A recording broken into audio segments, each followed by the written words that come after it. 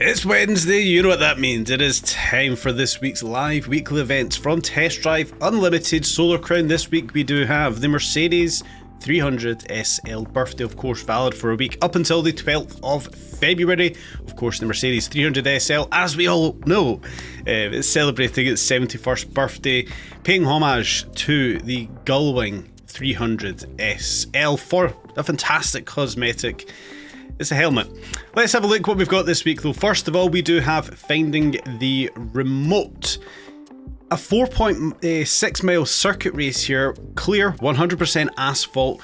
Now this one's interesting, a max RP of 550 but a max year build of 2000, kind of like what we had just last week, and it opens up the door for what kind of car we're going to use there. We'll have a look at that one shortly. Second off, we do have the 300 SL Coastal Drive, 5 mile sprint in the Mercedes 300 SL. It's dry, oh, it looks like it's going to be dry, but it's on asphalt with a max RP of 550.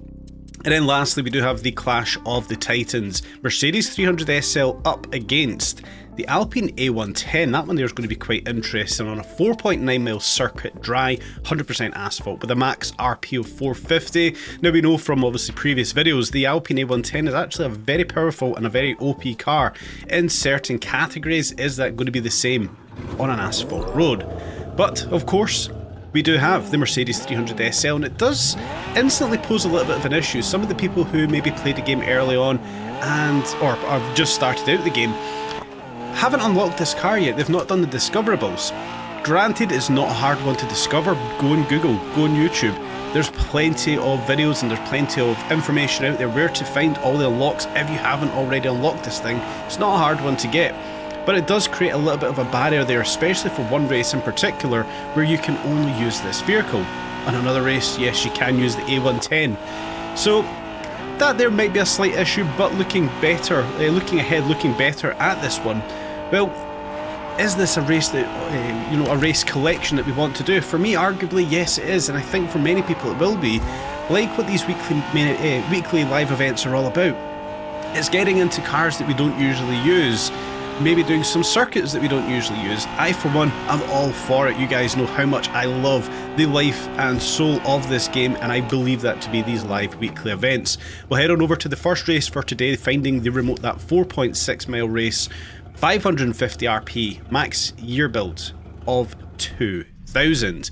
And for this one, for me, it was a very simple choice. It was, of course, going to be the Alpine A110 Celine Edition. We use this thing off-road quite a lot. How's it going to hold up on an asphalt road? Launching off the line, I don't think many things are going to keep up with this one in this category off the line. This thing's going to be absolutely dynamite with that four-wheel drive launch. There's a slight maybe a slight thing holding this one back, that we can't use slick tyres. We don't have that option on the A110 Celine. It is semi-slicks for this outing, and we can see we did lose the back end just a little bit there. We did obviously invoke a bit of a power slide coming through that big right hander, but overall the Alpine's holding its own. It's actually, leaving the rest of the pack behind us in the early 20% of this race. This thing is absolutely dynamite. I love this car, I love the noise. Overall, I love the handling as well. So it's quite interesting as we do come down into a nice little chicane here to see how this Alpine's going to hold up on an asphalt road. And so far, it's holding up fantastically well. Coming in through the right-hander into the left-hander, trying to keep this thing from power sliding back into another right-hander, just avoiding a lamppost and no more. Come out that right-hander, try and get the power down. We're not invoking any wheel spin here, that four-wheel drive system working fantastically well. This right-hander here, there might be a shortcut there. Maybe there's a way we can take that one quicker, but I'm not looking for the shortcuts in today's video. I'm looking to race how I want to race, as cleanly and as clinically as I possibly can. So far, it seems like we're doing a fairly good job here in the A110 Celine Edition.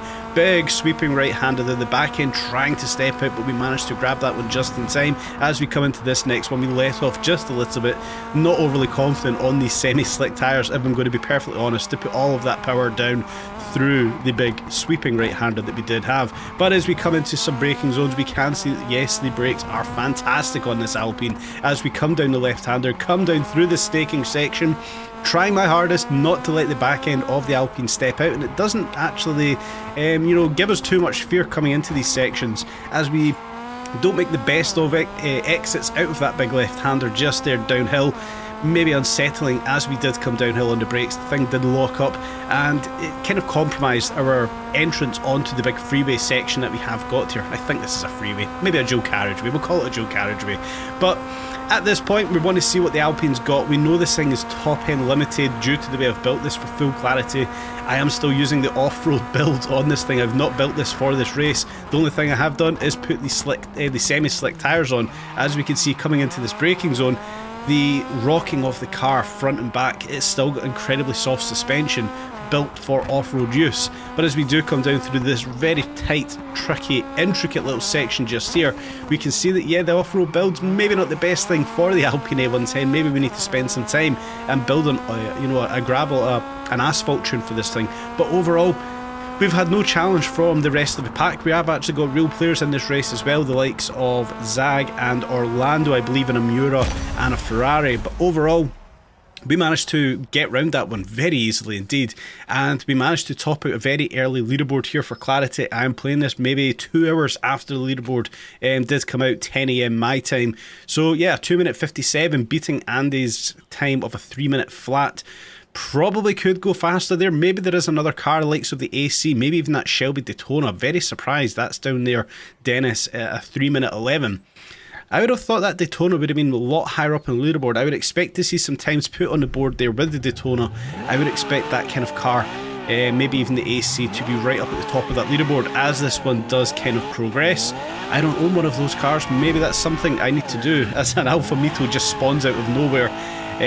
Yeah, maybe there's a couple of cars there I need to pick up and go back and try that race out. Of course, they are very expensive, but there is faster times, I believe, on the board there than what that Alpine A110 Saloon Edition gave us. We'll head on over though into the second race for today, and it's going to be an interesting one. It's a single car category, and you guys know I love single car categories. Heading over to the 300 SL Coastal Drive, 5 mile sprint.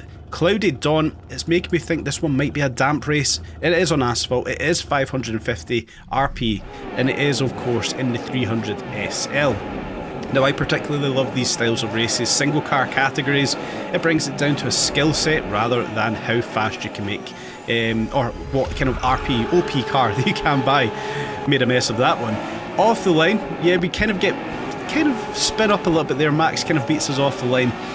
We've built this one specifically for this race, I'll be perfectly honest with that one. I've got every performance upgrade I can on this, nothing else. Maybe a chassis tune as well, one of the early chassis tunes to get it up to its RP. I didn't expect much from this race. We can see it is damp. We do have these standard tyres on this one. I came into this one not expecting all too much. I did expect it to be a wet, slippy race, and for the most part it looks like it's going to be, but the sun is rising. Maybe towards the end of today's race it does start to dry out, and maybe at that point the semi-slick tyres might come into a bit of strength there, but the compromise of power I think would actually hamper having semi-slick tyres. I do feel that this one is going to be a power tune build for this race specifically. We can see we are going to compromise grip, however the 300 SL, the back end is going to step out on us. Coming into some of these tighter hairpins here, it's probably going to be beneficial just to come into them nice and easily so we can get the power down nice and straight coming out of them. Any form of steering angle, the back end of this thing is literally going to step out on us. Coming uphill into a big right hand hairpin here, again coming out of it very, very calmly. I don't want the back end stepping out here. We don't want to be losing too much time invoking a big drift in the 300 SL. Back up into another hairpin, left hand this time. We come in a bit hot there, maybe not our best entrance, but it actually gives us a good opportunity to come out of that one with lots of power and lots of traction in the 300. Back uphill though into the right hander, preparing for the left hander again, nice and calm into this one, not getting onto the power too early. As we can see, very, very slight kick out of the back end on the 300 SL. Overall, a good snake section just there, and we come down into the fast part, I believe, of today's race in the 300 downhill section. How's this one going to hold up with these stock road tyres? We can see the track for itself is drying up quite a lot here. There's a couple of patches of damp still left, so I want to be cautious of them. As we come down into the right-hander here, I do come into it cautiously. We probably could have carried a little bit more speed just there into the left-hander. Once again, coming in cautiously, the back end just stepping out as we get the power down into the right-hander. We do back off completely there. Don't want this back end stepping out. It's going to be very leery, as we can see there are a couple of damp patches still sitting on the course here, but we do still manage to clip most of our apexes, trying as hard as we can to, you know, have the smoothest race possible just here. Clipping the left hand and then the back end did just step out. I believe that was from clipping the curb, pushing the 300 SL back across the track. In through the left hander here, though, we can see we do start to make a bit of a mess of things, carrying a little bit too much speed, maybe getting a little bit too confident, but we've managed to get it back under control. In through the left hander, we're another set of chicanes, another set of hairpins just here. Can't talk today, guys. Another set of hairpins here, and we do get a little bit leery in the 300 SL, so it looks like we're actually giving up a little bit of time. We really shouldn't be giving up this time. We should be nice and calm coming into them to give us the best exit out of those hairpins. The last one there, it looks like we did just do that, and we're on the home stretch. The last 10%, can we carry as much speed as we can, trying to get those apexes nailed as bestly as we can. The back end stepping out just a little bit there, compromising that last apex. But we do cross the line, a very easy win once again in the 300 SL, very much a power build circuit. And again, topping out the early leaderboard just by a second or so.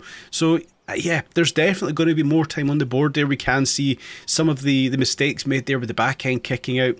There's a couple of seconds, I believe, more in that time, but that one there is very much a power tune build. Surprised where, you know, the times are. It's a very close grid for the early leaderboard here with the 3-minute 37s, 3-minute 39s. So it's going to be interesting by the end of this weekly event. What kind of times top out that leaderboard? It's going to be a very tight one, I do believe. There's not much of a build we can do with it being a single car category, which I absolutely love. Focusing on having a power build and compensating, you know, what lack of grip we're going to have. It's going to be interesting to see what kind of times everybody manages to do on that race specifically. But with that being said, we'll push on over towards the third race for today. And the third race, it's probably going to be quite an interesting one. Once again, it's going to be focused on the Mercedes 300 SL, but with the added caveat of the Alpine A110. That race, of course, is the Clash of the Titans, a 4.9 mile circuit race. This one is setting up to be a clear one on asphalt. Max RP of 450, and this one's going to be interesting to see if that Alpine A110 is just as OP on asphalt as it is on gravel. Now, the grid we've kind of got here is, yeah, disappointing. It is all Mercedes 300 SL. So for me personally, I'm not going to see on this race if the Alpine A110 is OP, but when we get over to the leaderboard, of course, we will start to see launching off the line. Again, not having the best of launches, Alex there out launching us, but we're going to hang it around the outside of Alex, around the big right hander. We do manage to you know, be a lot braver there. Hang it round the outside of Alex, get the inside for the next little left-hand hairpin there, and we're ahead of the pack. It is exactly where we want to be coming into these early corners. We know that the AI will hold us up, so managing to hold it around that first corner, around the outside of Alex, has really benefited us coming down this little hill snaking section just there. We're ahead of the pack. It is exactly where we want to be, but can we hold it there? Can we stay as clean as we can? We throw it into that right-hander once again, focused on a power build here. We gave up all the grip that we could. Max RP of 450. It's going to be hard to have any form of grip build here without losing too much speed. For me, I've focused on performance parts for the engine tuning here into our left-hand hairpin. This is where it's going to be beneficial, launching out of these hairpins, out of the slower corners, getting up to speed quicker than the rest of the pack. That corner specifically, we've managed to stretch completely away from the rest of the pack. So once again, it's going to be a focus on building a powerful 300 SL rather than a stable, grippy car here. And it's kind of proven evidential in the last race and in this race right here. We want to have power focused builds. Into the big sweeping left-hander, invoking a big drift there. Probably not the quickest way of doing that one. We could have been a lot cleaner, we could have been a lot tidier, but as we push forward, managing to keep this one nice and tight through the corners, getting dragged onto that pathway there, the sidewalk, the curb dragging us on, but we've managed to get through it nice and cleanly and carrying as much speed as we can uphill here. Right hand, left hand, fully committing, coming off the freeway, guys. Do not lift. until we get to the top of this hill. This is where we want to start lifting there. Don't pussy out, don't back out, full throttle as we come off the freeway into that left-hand hairpin. We can push uphill once again. Now, it's not the most powerful of vehicles, so coming uphill, we're going to have a little bit of an issue coming uphill here, but when we do start to get up to speed, that performance turbo kicking in, we can see it does actually get up to a relatively good speed considering the age of vehicle as we come up into a right-handed again. How are we going to handle this when we do come in a little bit hot here, but it's actually worked out quite well as it opens up the exit for that right-hander, and again we've actually managed to carry quite a lot of speed through that one. So as we do push uphill, we know what's coming up. We've got some more sweeping hairpins here. Keeping to the right-hand side of this one, push over just a little bit, try and clip our apex, coming in a little bit hot, but again, it's not actually been a bad thing. That double apex, we want to try and open up that corner as much as we can. So when we carry the speed out of that one, well, we're actually setting quite a good time here. It feels to be a very good time. Lighting up the back end just a little bit, maybe losing a little bit of time there. Yeah, a little bit of yin and yang, but overall, what a fantastic selection of races we've had yet again. Hats off to KT, hats off to Nacon, whoever it is that actually puts the races together. The devs, I feel, have done a fantastic job here. We're just about finished off the races for this live weekly event. The last couple of corners that we've got here, can we keep this one together? Can we keep it nice and clean? Can we avoid those lampposts? Can we make it a clean sweep of the early leaderboard in this weekly event? And of course, we now see that we have collected all 70 points in this event. Just 7 races required, 2 attempts of each race. Maybe one gets 3 attempts for the fantastic reward of the Aviator hat. Interesting that we get an Aviator hat for a 300 SL that doesn't actually need it. It is what it is, guys. We're not going to get into that one, but we do manage to do a clean sweep of the early leaderboard with a 3-minute 21.55 in a Mercedes 300 SL. Now, it's interesting to see that the Alpine A110, the fastest on the leaderboard so far, is all the way back at a 3-minute 39. Yes, it's an early leaderboard. This one, of course, will progress. But that 3-minute 21.55 is miles ahead of the A110. So, yeah, let's keep our eyes on those leaderboards. We'll see how those progress over time. To summarise, a fantastic weekly event once again. You guys know I think this is the heart and soul of Test Drive Unlimited Solar Crown. Look forward to every Wednesday. Come on first thing in the morning, get the races done, have a look what we've got in stock. I want to start buying some more cars for these races. I've kind of been repeating the cars I have in the garage, the kind of stock that we already have, so maybe in the future events things change up a little bit and we have to buy some more cars. That's kind of what I want to see going forward.